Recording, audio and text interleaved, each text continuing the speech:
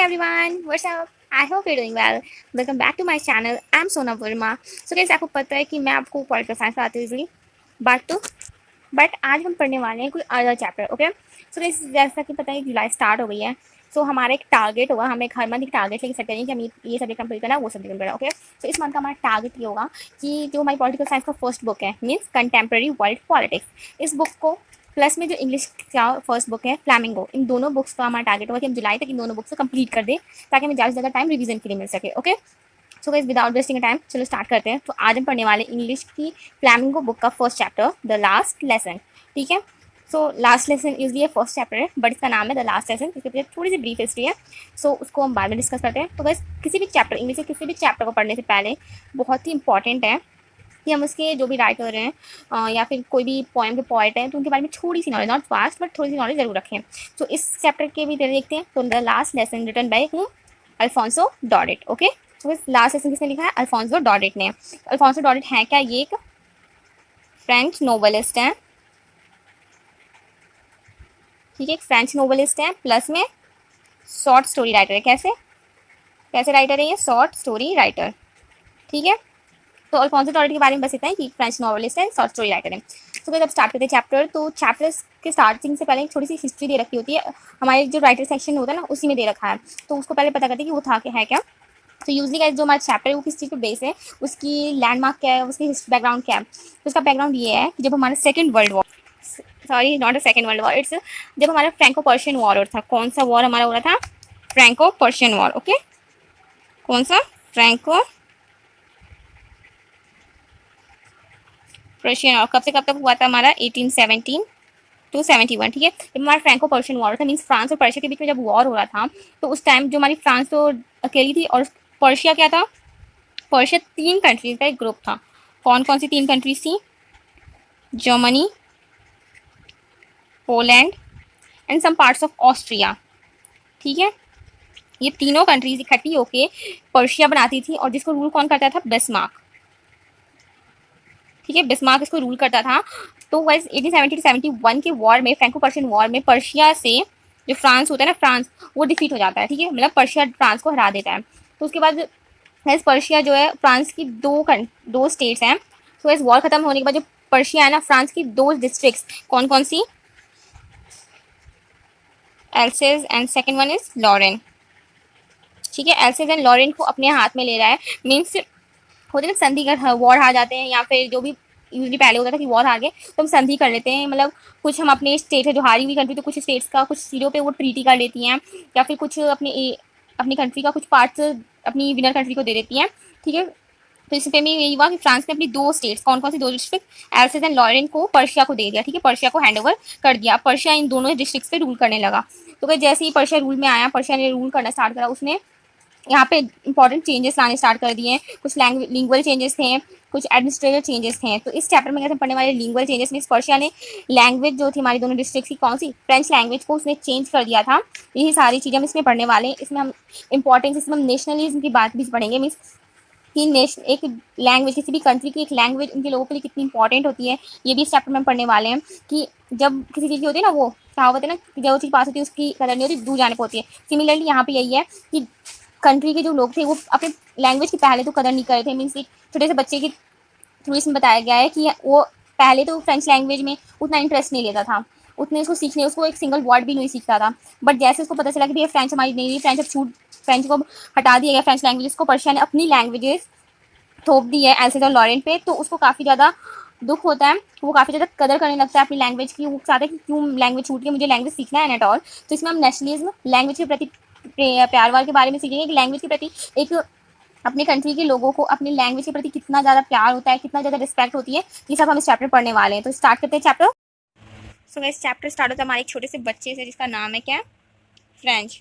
ठीक है, एक फ्रेंच नाम के लड़की के साथ हमारा चैप्टर स्टार्ट होता है. मॉर्निंग में ये होता है ना कि फ्रेंच स्कूल जा रहा होता है. ठीक है, मॉर्निंग में कब स्कूल जाता है? मॉर्निंग में. ठीक है, मॉर्निंग में वो स्कूल जा रहे हो तो उस टाइम उसका स्कूल जाने का यूजली मन नहीं करता. अब मन उसका क्यों नहीं करता? क्योंकि उसे काफ़ी डर लगता है. उस दिन स्कूल जाने से उसे काफ़ी डर लगता है. क्यों? क्योंकि उसके टीचर ने, कौन है teacher? Mister M Hamel. M Hamel ने उसको एक होमवर्क दिया होता है कि उसे पार्टिसिपल्स के रूल रन करने. किसके रूल रन करने हैं? पार्टिसिपल्स के, ठीक है। फ्रेंच को उसके टीचर मिस्टर हैमल ने पार्टिसिपल्स के रूल्स लर्न करने को दिया था, बट जो हमारा पुअर फ्रांस है ना, फ्रांस जो है उसको एक सिंगल वर्ड नहीं आता था, उसको एक सिंगल वर्ड पार्टिसिपल्स का नहीं आता था, इसलिए वो उस दिन मॉर्निंग में स्कूल जाने के लिए काफ़ी डरता है, ठीक है। जब वो जा रहा होता है रास्ते से तो काफ़ी चीज़ें ऐसी होती है जो उसे टेम्प्ट करती हैं कि तुम स्कूल ना जाओ, स्कूल से एक बंक मार लो, ठीक है। तो ऐसी क्या चीज़ें थी उसको जो टेम्प्ट कर रही थी, स्कूल ना जाने से रोक रही थी, तो वो ये थी कि जब वो स्कूल जा रहा होता है, जब स्कूल जा रहा होता है ना, तो रास्ते में एक ब्राइट डे होता है, मतलब काफ़ी सनशाइन वाला दिन होता है, और उसमें चिड़ियाँ जो हैं वो एजेस पे, बर्ड्स जो थी एजेस पे उड्स मतलब ट्री के एजेस पे वो चहचहा रही थी। एक ओपन शॉ मील में, खुले मैदान में, एक जो पर्शियन सोल्जर थे वो ड्रिल कर रहे थे। ये सब काफ़ी लुभावना टेम्प्ट करता है फ्रांस को कि वो स्कूल ना जाए, बट फिर भी वो सारी चीज़ों को छोड़ता है, बहुत स्ट्रॉन्ग डिटरमिनेट होकर वो सभी चीज़ को रजिस्ट करता है, छोड़ता है और वो स्कूल जाता है, ठीक है। जब वो स्कूल जा रहा होता है तो रास्ते में क्या पड़ता है, टाउन हॉल, ठीक है। जब टाउन हॉल से वो गुजरता है ना, तो टाउन हॉल के पास एक बुलेटिन बोर्ड होता है, टाउन हॉल में एक बुलेटिन बोर्ड लगा होता है, क्या लगा होता है, बुलेटिन बोर्ड, ठीक है। जैसे स्कूल में होता है ना नोटिस बोर्ड, वैसे ही एक टाउन हॉल में बुलेटिन बोर्ड लगा होता है जहाँ पे शहर की जो भी न्यूज़ थी वो वहाँ पे लिखी जाती थी, ठीक है, या फिर नोटिस जो थी गवर्नमेंट की, जो नोटिस थी वो वहाँ पे लिखी जाती थी जिससे सभी लोगों को पता चल सके, ठीक है। तो बुलेटिन बोर्ड पे ना फ्रांस क्या करता है, फ्रांस देखता है काफ़ी ज़्यादा भीड़ लगी होती है उस मॉर्निंग में, तो फ्रांस इसे मन में ही सोचता है कि अब क्या हो सकता है इस पे, अब बुलेटिन बोर्ड पे अब क्या न्यूज़ आ गई है, ठीक है। क्योंकि लास्ट 2 ईयर्स मतलब 1870 टू 1871 में फ्रांको पर्शियन वॉर हुआ था ना, तब लास्ट 2 सालों से जितनी भी बैड न्यूज़ थी, जितनी भी ऑब्वियसली पर्शिया रूल कर रहा था एल्से लॉरेन पे, तो जितनी भी बैड न्यूज़ थी ना सारी बुलेटिन बोर्ड से आ रही थी। मीन्स जो पर्शियन रूलर थे वो बुलेटिन बोर्ड पे नोटिस लिख दे रहे थे, और उससे सभी लोगों को, फ्रेंच लोगों को काफ़ी प्रॉब्लम्स आ रही थी। फ्रेंच लोगों के लिए वो वेलफेयर के लिए काम नहीं कर रहे थे पर्शियन सोल्जर्स, इसलिए सारी बैड न्यूज़ बुलेटिन बोर्ड से फ्रेंच या फिर फ्रेंच पीपल्स को मिल रही थी। तो फ्रांस ये सोचा कि अब क्या बुरी खबर आ गई वहाँ से, ठीक है। तो एक क्वेश्चन यहाँ से अराइज होता है, हमारे 1 मार्क का क्वेश्चन अराइज होता है कि बुलेटिन बोर्ड से कितने सालों की, मतलब बुलेटिन बोर्ड से कितने सालों से बुरी खबरें आ रही थी, मीन्स 2 ईयर्स से, ठीक है। 2 ईयर्स से हमारे बुलेटिन बोर्ड से बुरी खबरें आना स्टार्ट हो गई थी, ठीक है। तो इसके बाद गाइस फ्रांस जो है वहाँ पे रुकता नहीं है, वो जल्दी से जल्दी स्कूल पहुँचने के लिए चाहता है। तो रास्ते में उसे एक ब्लैक स्मिथ मिलता है, रास्ते में उसे एक ब्लैक स्मिथ मिलता है, ठीक है, जो कि बुलेटिन बोर्ड के सामने खड़ा होता है और वो उस न्यूज़ को पढ़ रहा होता है, ठीक है। ब्लैक स्मिथ का नाम क्या है, वॉचर, ठीक है। जो ब्लैक स्मिथ वॉचर है वो बुलेटिन बोर्ड को पढ़ रहा होता है। तो जब वो फ्रांस जा रहा होता है ना भाग के, तो ब्लैक स्मिथ कहता है ना, hey bub don't go so fast, you will get to school in plenty of time, ठीक है। अब फ्रांस ऑलरेडी लेट था, बिकॉज फ्रांस की न्यूज़ तो पता नहीं थी न्यूज़ है क्या, फ्रांस ऑलरेडी लेट हो रहा था, उसे पता था कि स्कूल के लिए वो लेट हो रहा है, बट ब्लैक स्मिथ ने क्या कहा कि तुम जल्दी स्कूल मत जाओ, तुम्हारे पास बहुत टाइम है, आराम से जा सकते हो तुम स्कूल, ठीक है। अब फ्रांस को लगता नहीं कि मजाक कर रहे हैं मुझसे, बट फ्रांस जो है उस पर ज़्यादा ध्यान नहीं देता, वो जल्दी से जल्दी काफ़ी तेज़ मिस्टर हैमल के एक छोटे से बगीचे में पहुंच जाता है। कहाँ पर पहुंच जाता है, एक लिटिल गार्डन में, ठीक है।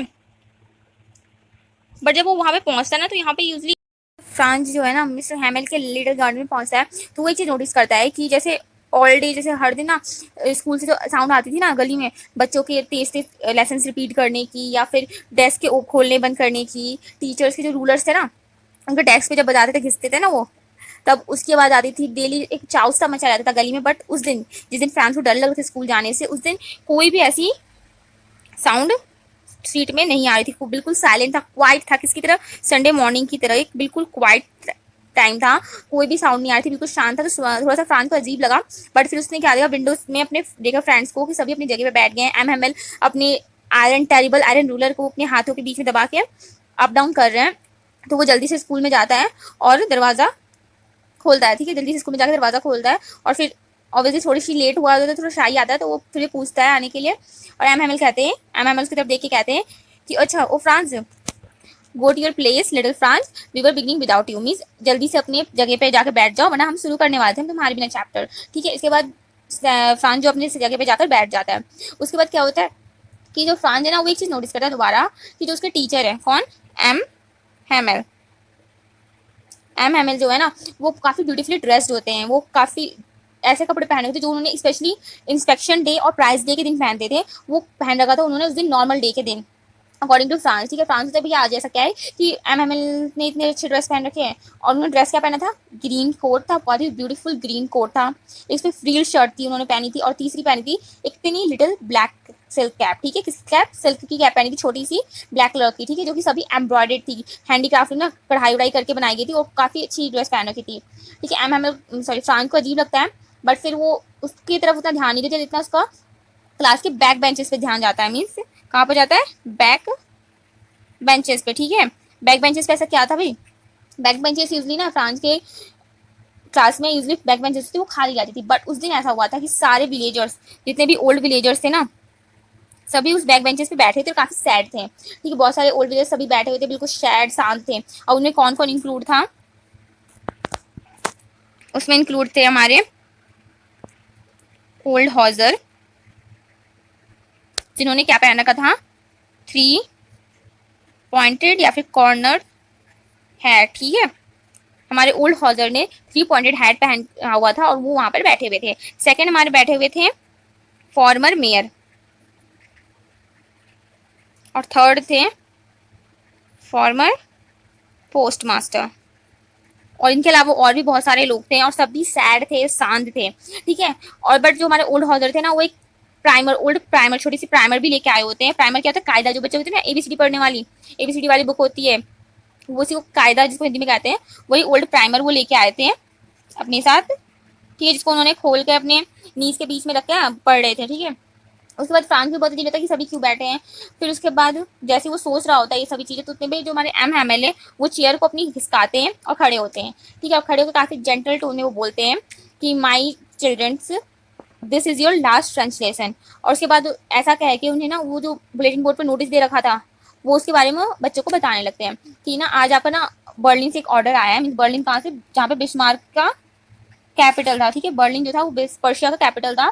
तो बर्लिन से ना आपका बस एक नोटिस आया है, ऑर्डर आया कि अब से ना जितने भी एल्सेस और लॉरेन में जितने भी स्कूल है वहाँ पे जर्मन लैंग्वेज पढ़ाई जाएगी, ठीक है। जर्मन लैंग्वेज पढ़ाई जाएगी, ना कि फ्रेंच लैंग्वेज।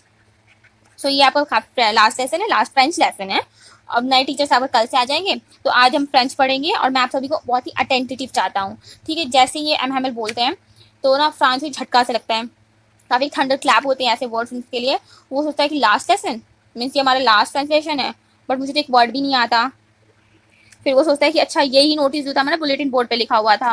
और उसके बाद फिर वो अपनी गलतियों को देखने लगता है कि यार मैंने अपना फ्रेंच लेसन नहीं सीखा, मुझे फ्रेंच लेसन सीखना चाहिए था, मुझे एक वर्ड नहीं आता अपने फ्रेंच लैंग्वेज का, ठीक है। मैंने अपना सारा टाइम वेस्ट कर दिया अपने चैप्टर को लर्न करने की वजह। मैंने किसने कहाँ कहाँ टाइम वेस्ट करा था कि मैंने बर्ड्स के साथ, बर्ड्स के जो अंडे थे ना उनके साथ खेला, मैंने स्लाइडिंग करी, ठीक है। स्लाइडिंग करके मैंने अपना टाइम वेस्ट करा, ठीक है। जब फ्रांस को पता चलता है कि उसका फ्रेंच ना लास्ट फ्रेंच लेसन है, तो वो बोलता है यार जो उसकी बुक्स उसकी न्यूसेंस लगती थी ना, उसको जो बुक्स उसको पहले न्यूसेंस लगती थी फ्रांस को, मतलब बेकार शोर शराबा, जो उसको हैवी हो गई थी कैरी करना भी बुक्स को, तो फ्रांस को अच्छी अपनी फ्रेंड लगने लगी, ओल्ड फ्रेंड लगने लगी उससे, ठीक है। अब वो सब बुक्स को अपने प्यारी नजर से देखता था, उसको सब कुछ पढ़ने की लगी हुई थी, भैया मुझे सब कुछ आना चाहिए, मुझे सब कुछ पढ़ना है एक बार में ही। बट ऐसा तो पॉसिबल नहीं था कि एक बार में हमें सब कुछ आ जाए, हमें धीरे धीरे पढ़ना पड़ता है। फ्रांस को काफी ज्यादा रिग्रेट हो जाती है, वो एम हैमल को नहीं देख पाएगा अब, ना ही वो एम हैमल से कभी मिल पाएगा, वो सब लैंग्वेज उससे छीन गई है। तो फ्रेंड जो था वो काफ़ी काफ़ी ज़्यादा सैड हो गया था, बट फिर भी वो काफ़ी ज़्यादा सैड हो गया था। फिर उसने ध्यान लगाने की कोशिश करी कि जो उसका लास्ट ट्रांसलेशन था जो एम एम पढ़ाने वाले थे उसकी तरफ उसने काफ़ी अटेंटिव होकर पढ़ना स्टार्ट कर दिया। फिर फ्रांस सोचता है कि अच्छा इसलिए जो हमारे एम एम एल है, जो हमारे टीचर हैं, उन्होंने अपने फाइन, अपने ब्यूटीफुल कोट, जो ब्यूटीफुल ड्रेस पहनते थे इंस्पेक्शन प्राइस देगी, इसलिए उन्होंने आज पहन रखा है। और फिर तभी उसे ये भी समझ आता है कि जो हमारे ओल्ड विलेजर्स है, कौन, जो हमारे सभी विलेजर्स हैं वो क्यों स्कूल आए हैं, क्यों बैठे हैं वो लास्ट बेंचेस पे, क्यों वो सैड है, ठीक है। वो इस फिर से बोलता है कि अच्छा वो इसलिए आए हैं ताकि वो थैंक्स कर सके किसे, एम हैमल को। विलेजर्स इसलिए आए हैं कि वो थैंक कर सके मिस्टर एम हैमल को, क्यों, उनकी 40 ईयर्स, कितनी ईयर्स की, 40 ईयर्स की फेथफुल सर्विस के लिए, ठीक है। एम फ्रांस समझ जाता है कि जो विलेजर्स है ना एम हैमल को थैंक्स कहने आए हैं, उनकी रिस्पेक्ट में आए हैं, अपनी 40 ईयर्स की फेथफुल सर्विस जो उन्होंने स्कूल को दी है ना उसके लिए, ठीक है। उसके बाद जब ये फ्रांस जब ये सोच ही रहा था कि भैया विलेजर्स क्यों आए हैं, एम हैमल ड्रेस क्यों पहना है, तभी उसका अपना नाम सुनाई देता है, ठीक है। कि एम हैमल ना उसके नाम को लाउडली बोलते हैं कि फ्रांस को, ठीक है। फ्रांस का क्योंकि अब फ्रांस की जो टर्न आ गई थी कि वो पार्टिसिपल्स के रूल को रिसाइड करे, मतलब दोहराए। बट फ्रांस को एक सिंगल वर्ड नहीं आता था, ये तो हमें स्टार्टिंग में ही पता चल गया। तो फ्रांस क्या करते हैं ना, फ्रांस सोच रहा था कि काश मैं बिना मिस्टेक के पूरे जो भी पार्टिसिपल्स के ड्रेडफुल रूल्स है सभी को मैं बिना मिस्टेक से एक बार में सुना देता, बट ऐसा तो हो नहीं सकता, उसमें एक सिंगल वर्ड नहीं आता था। तो उसने क्या करा, वो खड़ा हुआ, उसने फर्स्ट वर्ड बोला, बट ऐसा वो फर्स्ट वर्ड के साथ मिक्सअप हो गया, वो आगे नहीं बढ़ पाया, उसे एक वर्ड नहीं आया आगे, तो काफ़ी ज़्यादा डर गया। उसने अपने बेंचेस को दोनों हाथों से पकड़ के नीचे खड़ा देखने लगा और खड़ा हो गया। फिर क्या होता है कि उसे डर लगता है कि वह एम एम एल ना मुझे डांटेंगे, बट क्या होता है एम एम एल ना फ्रांस की तरफ जाते हैं और उसे कहते हैं it's not your fault little France, means या तुम्हारी गलती नहीं है प्यारे बच्चे छोटे फ्रांस, ये सभी की प्रॉब्लम है, ये यही प्रॉब्लम एल्सेस की भी है कि हम ना अपनी लर्निंग को कल पे टाल देते कि हम सोचते हैं कि हमारे पास बहुत टाइम है, बट हम हमारे पास बहुत टाइम है, हम इसे बाद में कर लेंगे, बट अपनी लर्निंग अपनी पढ़ाई को कल पे टालना अच्छी बात नहीं होती, इसे हमें आज करना चाहिए। तो ये प्रॉब्लम एल्सेस की भी है, वो हर चीज़ को कल पे टालती है ना कि आज करती है, और ये इसी की वजह से आज हम देखो कहाँ आ गए हैं कि हम अपनी लैंग्वेज ही अपनी कंट्री में नहीं बोल सकते, हम अपनी लैंग्वेज को अपनी सीख नहीं सकते, हमें दूसरों की लैंग्वेज सीखनी पड़ेगी। तो यहाँ से उन्होंने ये मैसेज दिया कि हमें अपने कामों को, अपने जो भी हमारा डेली वर्क है उसे हमें कल पे पुट ऑफ नहीं करना चाहिए, हमें कल नहीं डालना चाहिए कि हम कल कर लेंगे, आज का काम हमें आज ही करना है चाहे कुछ भी हो जाए, ऐसा little Franz sorry M M L ने ऐसा कहा। ठीक है, उसके बाद जो हमारे पुअर फ्रांस है ना, बट पुअर फ्रांस को तो बुरा लग रहा था, तो एम एम एल कहते कि तुम्हारी गलती नहीं है, ऐसा नहीं तुम सबसे बेकार हो, हम तुम्हारे पेरेंट्स का भी एनेक्सेस नहीं थे, तुम्हारे पेरेंट्स भी काफ़ी उत्सुक नहीं थे तुम्हें पढ़ाने के लिए, वो चाहते थे कि तुम्हें किसी भी फार्म में काम करा दिया जाए, किसी भी फार्म में या फिर किसी भी इंडस्ट्री में तुम्हें काम करा दिया जाए जिससे थोड़े मोटे पैसे आ जाए, वो तुम्हें पढ़ाना नहीं चाहते, तुम्हारी पढ़ाई के लिए वो ज़्यादा अटेंटिव नहीं थे, तुम्हारे पढ़ाने की तरफ तुम्हारे लिए काफ़ी ज़्यादा वो उत्सुक नहीं थे। कौन? पेरेंट्स। इसके तरह एम हेमल ना पेरेंट्स को ब्लेम करते हैं फ्रांस की पढ़ाई की। उसके बाद वो कहते हैं कि मैं भी तुम्हें एक भी वर्ड फ्रेंच के ना आने के मैं भी कारण हूँ, मैंने भी तुम्हारी पढ़ाई को ज़्यादा सीरियसली नहीं लिया, जब भी मेरा फिशिंग जाने का मन करता, फिशिंग के लिए जाने का मन करता था तो मैं तुम्हें छुट्टी दे देता था, हॉलीडे दे देता था, और जब मेरा जो भी हमारा गार्डन था वहाँ पे पानी डालने के लिए मैं तुम्हें भेज देता था, ना कि मैं तुमसे बोलता था मैं चैप्टर पढ़ाता हूँ, तुम्हें मैं पानी डालने के लिए अपने गार्डन में भेज देता था। ठीक है, तो एम एम एल खुद को भी ब्लेम करते हैं, उसके पेरेंट्स को भी ब्लेम करते हैं और फ्रांस को भी ब्लेम करते हैं कि हम सभी की गलती है कि हमने हर चीज़ को कल पे टाला। ठीक है, हमारे पेरेंट्स एनेक्सियस नहीं थे तुम्हें पढ़ाने के लिए, मैथ सीरियस नहीं था तुम्हारी पढ़ाई को लेके, और तुमने भी सीरियस नहीं लिया अपनी पढ़ाई को। ऐसा करते वो सभी ब्लेम करते हैं सारी चीज़ों को। बट फिर उसके बाद क्या होता है, जो मिस्टर हैमेल है ना, वो फ्रेंच लैंग्वेज के बारे में बात करने लगते हैं। किसके बारे में? फ्रेंच लैंग्वेज के बारे में। वो फ्रेंच लैंग्वेज को कहते हैं कि इस दुनिया की सबसे सुंदर, सबसे लॉजिकल लैंग्वेज है, जिसे हमें प्रोटेक्ट करना चाहिए, कभी हमें भूलना नहीं चाहिए, काफ़ी अच्छे से सभी को समझ आती है, बहुत ही सुंदर लैंग्वेज है। ठीक है, काफ़ी ज़्यादा उसकी तारीफ करते हैं फ्रेंच लैंग्वेज की, और कहते हैं कि जब कोई भी पर्सन ना प्रिजन में होता है और कितनी जल्दी अपनी लैंग्वेज में फास्ट अपने लैंग्वेज को सीखता है, जितनी जल्दी वो सीखता है ना, उसे ऐसा लगता है कि उसके ना जेल की, उसके प्रिजन की ताले की चाबी मिल गई हो उसे। मीन्स लैंग्वेज काफ़ी इंपॉर्टेंट होती है लोगों के लिए, किसी के लिए भी बहुत इंपॉर्टेंट होती है लैंग्वेज, हमें उसे अच्छे से गार्ड करना चाहिए, हमें उसे कभी नहीं भूलना चाहिए। ऐसा एम का मैसेज था सभी के लिए। फिर उसके बाद वो क्या करते हैं, वो ग्रामर बुक स्टार्ट करते पढ़ना। ठीक है, ग्रामर स्टार्ट करते पढ़ना, और फ्रांस भी ना काफ़ी इतनी केयरफुली वो सुन रहा होता है ना कि उसे शौक लगता है कि यार वो मतलब इस बार क्या हो रहा था इस दिन कि हम जो हमारा लिटिल फ्रांस था, पूरा फ्रांस था, वो सब कुछ बहुत अच्छे से समझ आ रहा था, वेरी वेरी क्लियरली, सब कुछ ईजी लग रहा था, एवरीथिंग उसको ईजी लग रही थी। फिर वो सोचता ना या तो आज मैं बहुत ध्यान से सुन रहा हूँ चैप्टर, या फिर एम आज बहुत अच्छा समझा रहे हैं। फिर ऐसा सोचते सोचते वो बोलते हैं ना प्यारे प्यारे मिस्टर हैमेल।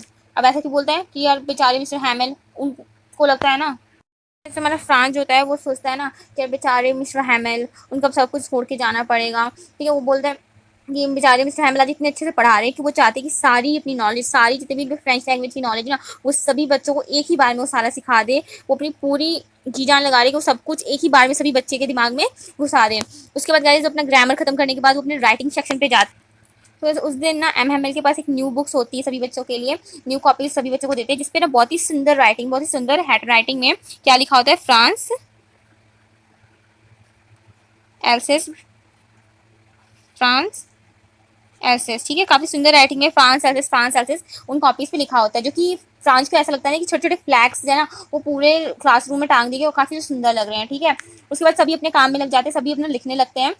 तो जब वो लिखते हुए इतने ज़्यादा मग्न हो जाते हैं, इतने ज़्यादा वो उसमें डूब जाते हैं कि उनको ना पता नहीं चला, बिल्कुल पूरी क्लास साइलेंट थी, एक बस पेन का पेपर पे ना स्क्रैचिंग की साउंड आ रही थी, और पूरी क्लास में कोई भी सिंपल पिन ड्रॉप साइलेंस, जो पिन ड्रॉप साइलेंस थी ना वहाँ पे वो दिखती है। ठीक है, यूजली सभी बोलते हैं क्लासेस में बोला जाता है ना पिन ड्रॉप साइलेंस, यूजली होता नहीं है, जबकि बट वहाँ पे उस टाइम पे पिन ड्रॉप साइलेंस थी, एक सिंगल बच्चा नहीं बोल रहा था, बस पेन की पेपर पे स्क्रैचिंग की साउंड आ रही थी। ठीक है, जब कोई भी बिटल्स खिड़की के थ्रू अंदर आ जाता था तब बस उसकी साउंड आती थी, अदरवाइज किसी की भी साउंड नहीं, सभी अपने काम में बहुत ज़्यादा मग्न थे। तभी ना एक छत के ऊपर तभी एक छत के ऊपर ना पिजन जो ना कूद करता है, मीन्स पिजन अपना बोलता है। ठीक है, तो फ्रांस क्या करता है, उसको टॉन्ट वाइज करता है, टॉन्ट की तरह मारता है कि will they make sing them in German, means क्या अब जर्मन जो पर्शियन लोग हैं क्या सर जर्मन हमसे तो हमारी लैंग्वेज छीन ली, अब क्या वो पिजन को भी जर्मन लैंग्वेज में बोलना सिखाएंगे? ऐसा वो टॉन्ट मारता है पर्शियन लोगों पे, ठीक है भाई। उसके बाद वो लिखते लिखते ना फ्रांस जो है ना अपना सिर ऊपर उठा के देखता है मिस्टर हैमल की तरफ, जो कि बिल्कुल मोशनलेस अपने चेयर पर बैठे हुए थे, और पूरे रूम को ऐसे देख रहे थे जैसे वो एक साथ ही पूरे रूम को अपने माइंड में बिल्कुल सेट कर जाती कि ये चीज़ यहाँ पर थी, ये चीज़ ऐसी थी, ऐसा रूम हमारा दिखता था।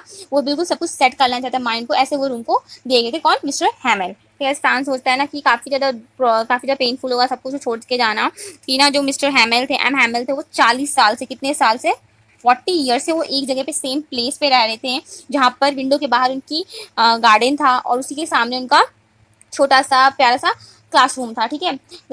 बस 40 साल से लेके अब तक में ये डिफरेंस हो गई थी, जितनी भी डेस्क थी, जितनी भी बेंचेस थी ना, वो सभी स्मूथ हो गई थी, घिसी से स्मूथ हो गई थी, पुरानी हो गई थी। तो फ्रेंड सोचता है कि कितना ज़्यादा हर्टफुल होगा, ब्रोकन होगा कि भैया सब कुछ हम इतने एक झटके में छोड़ के जाना पड़ेगा, ठीक है। चेंजेस ये हो गई ना 40 ईयर्स पहले और अब के में ये चेंजेस आई कि हमारी बेंचेस जो थी वो स्मूथ हो गई थी, बेंचेस जो थी वो पुरानी हो गई थी। उसके बाद जो गाइस वॉलनट की ट्री थी, जो एम के गार्डन में वॉलनट की ट्री थी ना, वो लंबी हो गई थी।